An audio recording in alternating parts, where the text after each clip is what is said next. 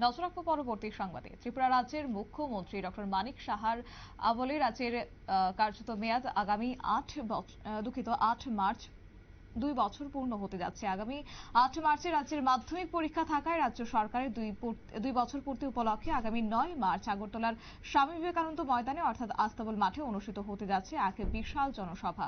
কি রয়েছে বক্তব্য শুনুন। বিমল কর মহোদয়, আমাদের প্রদেশ থেকে আগত রাজ্য কমিটির সদস্য প্রশান্ত পোদ্দার, সমীর ঘোষ, প্রশান্ত বট্টাইশ, সমীর ঘোষ থেকে শুরু করে আমাদের এই জেলার বিভিন্ন পদাধিকারীগণ, মণ্ডল সভাপতিগণ এবং আমাদের মোর্চার নেতৃত্বরা সবাইকে নিয়ে আজকের এক সাংগঠনিক বৈঠক অনুষ্ঠিত হয়।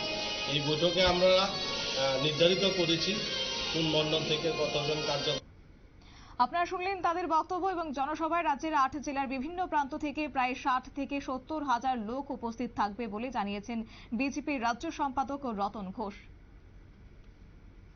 সংবাদ আপাতত এই পর্যন্তই। পরবর্তী আপডেটের জন্য চোখ রাখুন শুধুমাত্র নিউজ ভ্যানগার্ডের পর্দায়। নমস্কার।